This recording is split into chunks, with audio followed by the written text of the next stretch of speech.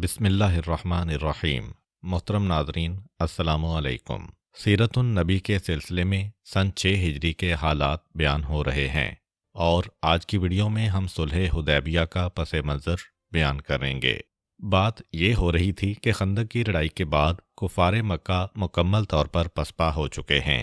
اور دوسری جانب خندق کی لڑائی کے بعد یکے بعد دیگرے کچھ ایسے حالات پیش آتے چلے گئے کہ یہودیت بھی ایک طرح سے پیچھے ہٹتے ہٹتے ساری کی ساری خیبر کے قلعے میں جا کے محدود ہو چکی ہے۔ اس سے پہلے یہودی سارے عرب میں اور خصوصاً اطراف مدینہ میں پھیلے ہوئے تھے، یعنی واقعات کچھ اس طرح سے پیش آنے لگے کہ انہیں پیچھے ہٹنا پڑا۔ مدینہ چھوڑ کر مدینے سے باہر نکلے، پھر مدینے کے باہر سے بھی رفتہ رفتہ ہجرت کر کے سب ایک ہی مقام یعنی خیبر میں جا کے جمع ہو رہے ہیں۔ اور صلح حدیبیہ کا واقعہ اس اعتبار سے بھی انتہائی اہم ہے کہ اسی صلح حدیبیہ کے بعد پیغمبر اسلام نے خیبر پہ حملہ کر کے کم از کم اس دور اور اس زمانے کے لیے، یعنی اپنی زندگی کی آخری سانس تک کے لیے، یہودیت کے فتنے اور سازش کا خاتمہ کر دیا تھا۔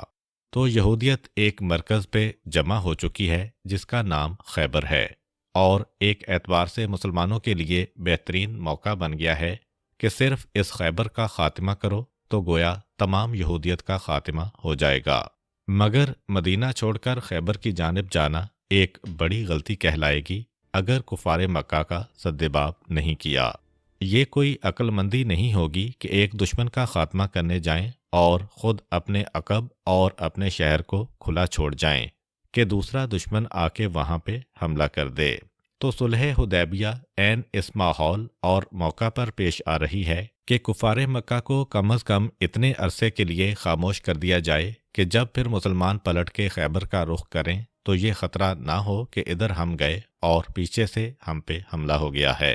تو خندق کی لڑائی اختتام کو پہنچی، خیبر کے یہودی اپنے مرکز کو طاقتور سے طاقتور بنا رہے ہیں۔ اللہ کے رسول کو اب ایک مرتبہ مکے کی جانب سے اطمینان حاصل کرنا ہے، اور اس کا پہلا مرحلہ وہی ہے جو پچھلی 2 ویڈیوز میں بیان ہوا کہ چھوٹے چھوٹے قبائل میں سے ہر وہ قبیلہ کہ جس کے بارے میں یہ معلوم تھا یا اندازہ تھا کہ یہ کسی دشمن کا علیہ کار بن کے مسلمانوں کو نقصان پہنچا سکتا ہے، ان سارے قبیلوں کے اوپر حملے کیے گئے۔ تفصیلات آپ سن چکے ہیں۔ اس میں سے صرف ایک چیز کو پھر یاد دلا دیا جائے کہ یہ چھوٹے چھوٹے قبائل جن کی جانب اس سال اتنے لشکر بھیجے گئے، وہ قبیلے اتنے طاقتور نہیں ہیں کہ مسلمانوں کا مقابلہ کر سکیں۔ تو ایسا نہ ہو کہ کسی کے ذہن میں یہ خیال